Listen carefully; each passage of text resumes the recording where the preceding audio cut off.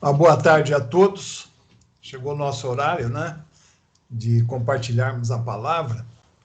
E dando continuidade ao que nós estávamos falando ontem, né, e desde o princípio, que nós já tocamos, né, nesse assunto, nós vimos lá que quando Adão pecou, né, naquele momento em que ele se submeteu à voz da serpente, ele entregou na mão de Satanás, o diabo, o contrato da sua vida, o controle, né? Ele deu a escritura da terra nas mãos de Satanás. Então, além disso, né, o inimigo ele detém com ele também o contrato da vida de todo aquele que ainda permanece no pecado, daquele que ainda não nasceu de novo pela fé em Jesus Cristo. Então, quando Jesus veio, né, um homem sem pecado, a morte não tinha domínio sobre ele. Até nós falamos que para ele morrer, ele teve que querer morrer, se entregar, né, para ser morto. Porque ele é um homem sem pecado nenhum, e a morte não tinha nenhuma eficácia sobre ele.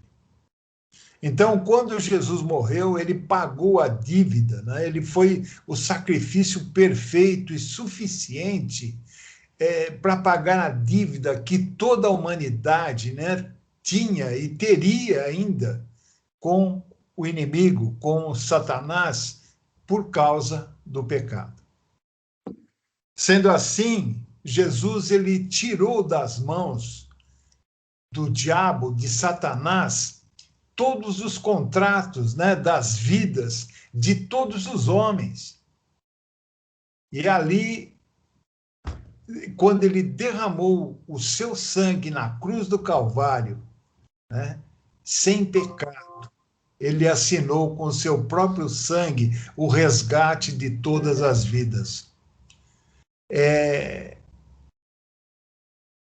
Então, o que toda pessoa, todo homem pode escolher é se deseja, aí é o livre-arbítrio, né? Se deseja ou não assinar esse contrato da vida eterna com Jesus. Isso como? Simplesmente pela fé, de coração e declarando, né? Aceitando como o seu Senhor e seu Salvador. Lá em 2 Coríntios 5, 21, está escrito: aquele que não conheceu o pecado, Deus o fez pecado por nós, para que nele fôssemos feitos justiça de Deus. Então, por Cristo Jesus, nós somos justificados na presença de Deus. É algo interessante, né? Até uma figura, né? Porque quando você aceita o senhorio de Cristo, você nasce de novo, Deus olha para você e ele vê você, vê Cristo em você.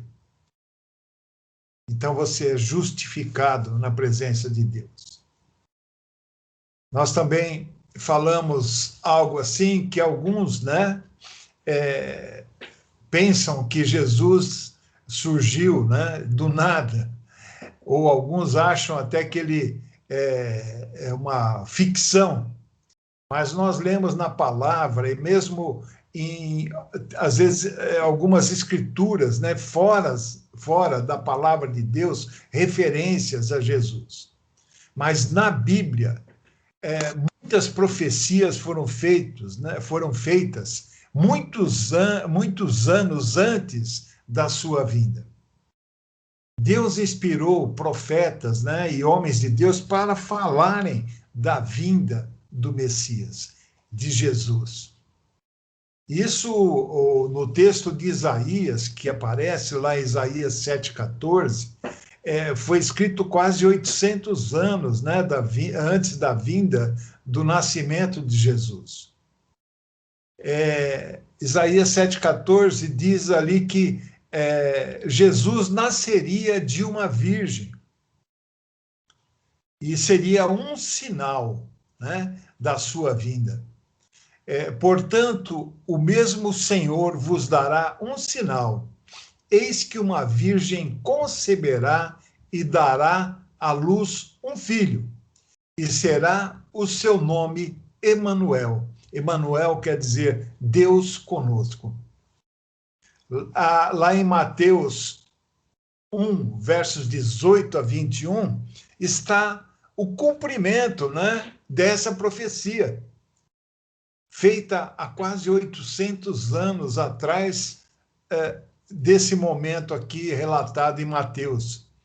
E ali está escrito em Mateus 1, versos 18 a 21. Ora, o nascimento de Jesus Cristo foi assim. Estando Maria, sua mãe, desposada com José, antes de se ajuntarem, achou-se ter concebido do Espírito Santo. Então José, seu marido, como era justo e a não queria infamar, intentou deixá-la secretamente. E projetando ele isso, eis que em sonho lhe apareceu um anjo do Senhor, dizendo: José, filho de Davi, não temas receber a Maria, tua mulher, porque o que nela está gerado é do Espírito Santo. E ela dará à luz um filho, e lhe porás o nome de Jesus, porque ele salvará o seu povo dos seus pecados.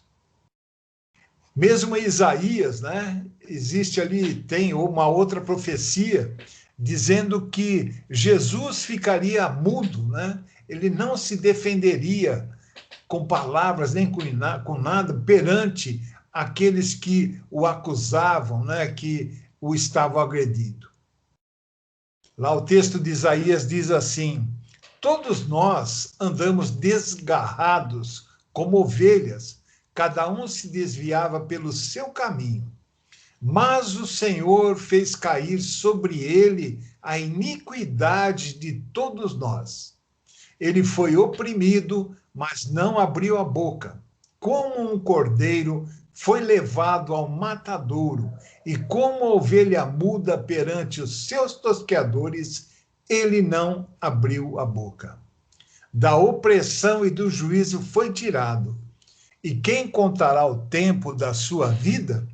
Porquanto foi cortado da terra dos viventes, pela transgressão do meu povo foi ele atingido. E puseram a sua sepultura com os ímpios, e com o rico na sua morte, porquanto nunca fez injustiça, nem houve engano na sua boca. E ali em Mateus, né, nós vemos, né, o cumprimento dessa profecia do comportamento de Jesus perante aos seus acusadores. Ali diz assim em Mateus 27,14: Disse-lhe então Pilatos: Não ouves quanto testificam contra ti? E nenhuma palavra lhe respondeu, de sorte que o governador estava muito maravilhado. Então Jesus morreu calado, morreu por cada um de nós. Ele não reclamou por ter que morrer por nós. Por quê? Porque ele nos ama e ele deu a sua vida para que nós pudéssemos viver, perdoando os nossos pecados, para que pudéssemos herdar a vida eterna. E a sua ressurreição, né, é a certeza de que se o aceitarmos como Senhor e Salvador, teremos garantida a vida eterna com Ele.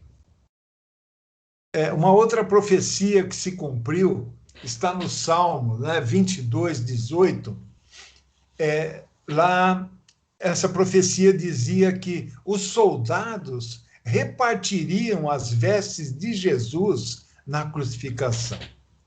Ali está escrito no verso 18 do Salmo 22: Repartem entre si as minhas vestes, e lançam sortes sobre a minha túnica. E o cumprimento dessa profecia está em Mateus 27, 35. Lá está escrito assim: e havendo-o crucificado, repartiram as suas vestes, lançando sortes, para que se cumprisse o que foi dito pelo profeta. Repartiram entre si as minhas vestes, e sobre a minha túnica lançaram sortes.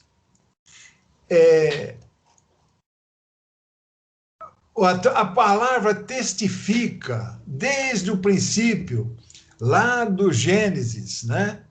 Da vinda e do sacrifício de Jesus, para que nós pudéssemos nos apresentar a Deus, a ter comunhão com Deus.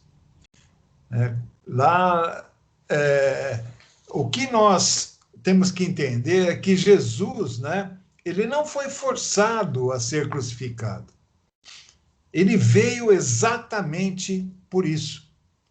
Durante a sua vida, né, Deus sempre mostrou a Jesus o que iria acontecer, o que ele deveria passar, né, para que nós pudéssemos obter perdão pelo nosso pecado, pela nossa iniquidade e nascer de novo, né, sermos livrados da condenação. Jesus, ele se entregou por amor a nós. Quando os soldados foram lá no Getsêmani para prendê-lo, ele não esboçou nenhuma reação. Ele permaneceu. Os seus discípulos se espalharam, uns fugiram, né? Ele não tentou fugir, sabendo, né, de antemão tudo o que iria acontecer. Então, nós temos que ter noção de toda a dor que ele sentiu. Ele estava ali como homem, um homem normal. Ele havia se esvaziado da sua divindade, né? Ele estava como qualquer um de nós ali. E ele sofreu tudo por nós. O relato bíblico diz que todos os nossos pecados caíram sobre ele. Ele foi batido, cuspido, pregado, né, na cruz, ali, crucificado. E o pior não foi isso, a dor física. O pior de tudo foi a dor, né, que ele passou pela morte espiritual. Ele experimentou, né, entre aspas, o inferno por nós. A total separação de Deus. Ele foi para as trevas totais. E isso ele enfrentou, né? Para quê? Para que nós pudéssemos ter vida, e vida em abundância, e vida eterna. Ele se entregou, venceu a morte ao ressuscitar, para que todo aquele que nele crê não morra eternamente, mas tenha a vida eterna, a salvação. Isso é a salvação. Efésios 5:2 está escrito: e andai em amor, como também Cristo vos amou e se entregou a si mesmo por nós, em oferta e sacrifício a Deus, em cheiro suave. Quando nós lemos lá em Gênesis que Deus soprou, né, sobre o homem o seu espírito, né? Era o tipo, o homem tinha, antes da queda, a vida do tipo de Deus. O Espírito de Deus estava nele. E Jesus veio, né, para que nós pudéssemos recuperar gratuitamente a vida eterna através da fé nele. Então, para que sejamos salvos, para que possamos ter a esperança da vida eterna, a certeza, eu diria, né, da vida eterna, nós temos que aceitar o Senhor Jesus Cristo como o nosso Senhor e Salvador e declarar publicamente que Ele é o nosso Senhor e Salvador. Lá em Romanos 10, versos 9 a 10, está escrito: se com a tua boca confessares ao Senhor Jesus e em teu coração creres que Deus o ressuscitou dos mortos, serás salvo. Visto que com o coração se crê para a justiça e com a boca se faz confissão para a salvação. Então, a palavra confessar, aí nesse texto, tem o sentido de declarar que Jesus é o seu Senhor e o seu Salvador. E quando, né, as pessoas, aqui o texto, alguns textos dizem sobre o batismo, né? Muitas pessoas falam, né? Ah, eu já fui batizado quando eu nasci.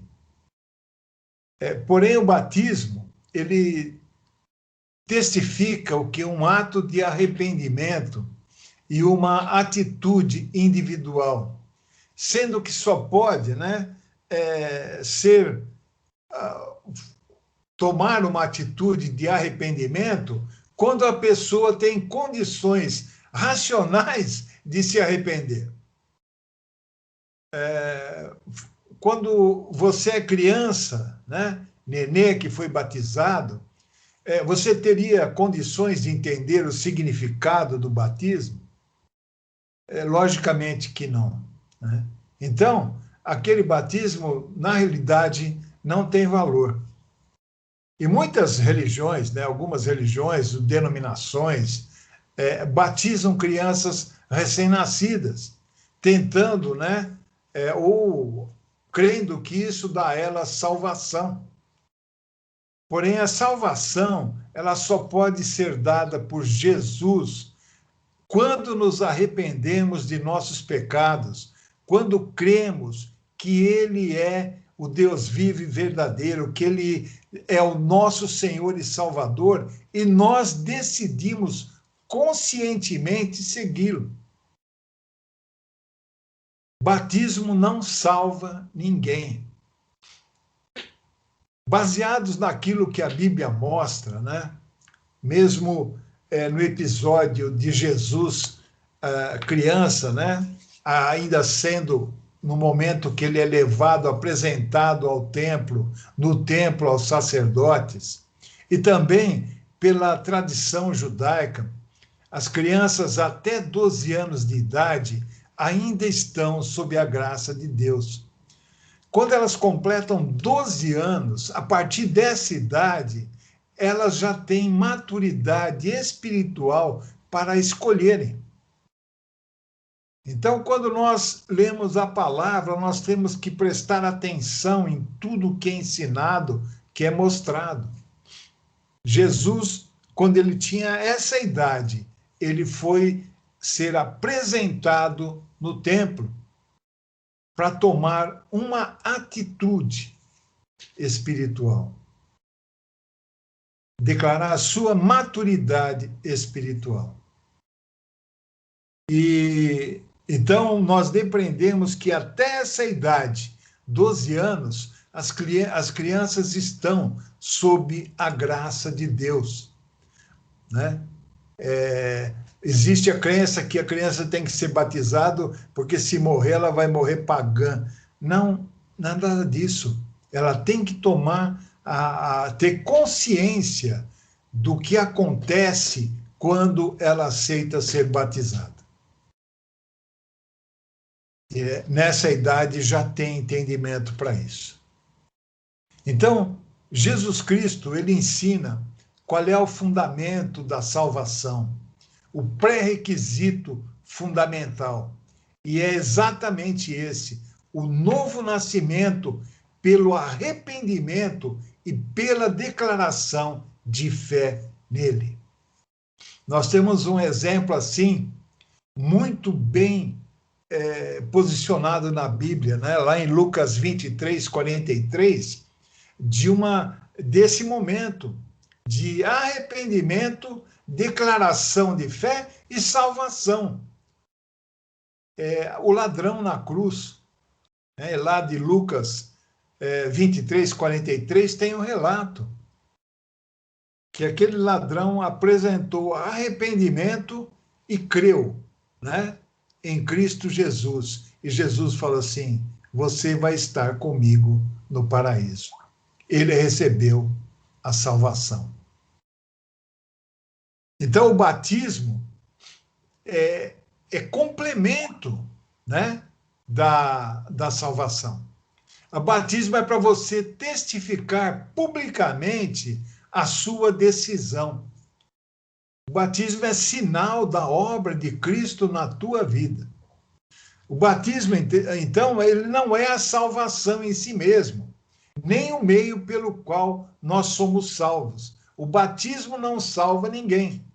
Sem a verdadeira conversão, que é o arrependimento e aceitar Jesus como seu Senhor e Salvador, você vai entrar para ser batizado, né? Um pecador seco e sair um pecador molhado.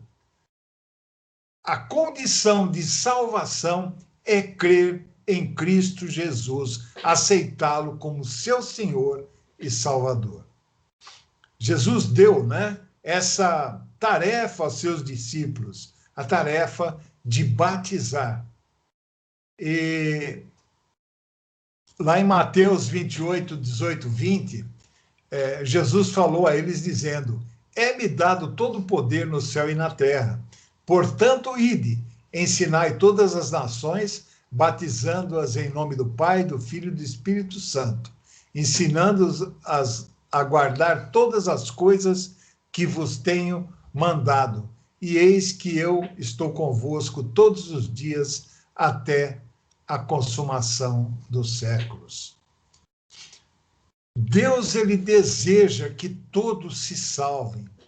Deus quer a salvação de todo homem, toda pessoa. Ele quer, ele deseja isso, mas só que existe essa condição. Lá em 1 Timóteo 2, 3 e 4, está escrito assim: porque isso é bom e agradável diante de Deus, nosso Salvador, que quer que todos os homens se salvem e venham ao conhecimento da verdade. Salvação depende da nossa fé em Cristo Jesus, do novo nascimento pela fé em Cristo Jesus. Crer na sua obra, crer que ele nasceu como homem, viveu como homem, sem pecado, que foi morto, sepultado, ressuscitou ao terceiro dia, e hoje ele está como homem, assentado à direita de Deus Pai. Ele não está lá como um espírito, ele está como um homem, com o seu corpo glorificado. O corpo, o mesmo corpo que teremos quando nós formos arrebatados por Cristo Jesus na sua segunda vinda. Então, Jesus está à direita de Deus Pai como homem, e de lá ele intercede por cada um de nós. Ele é o caminho, a verdade e a vida. Ele é o único que conduz a Deus.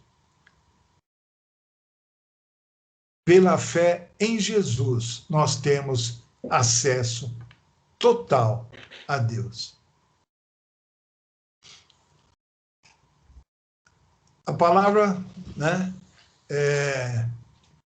em Mateus 16, 24 e 28, está escrito assim: então disse Jesus a seus discípulos: se alguém quiser vir após mim, renuncie a si mesmo, Tome sobre si a sua cruz e siga-me, porque aquele que quiser salvar a sua vida, perdê-la-á. E quem perder a sua vida por amor de mim, achá-la-á. Pois que aproveita o homem ganhar o mundo inteiro, se perder a sua alma? O que dará o homem em recompensa da sua alma? Porque o Filho do Homem virá na glória de seu Pai com os seus anjos, e então dará a cada um segundo as suas obras. Em verdade vos digo que alguns há dos que aqui estão, que não provarão a morte, até que vejam vir o Filho do Homem no seu reino. Jesus já aqui falando e profetizando sobre a sua segunda vinda, né? Essa profecia está para ser cumprida, né?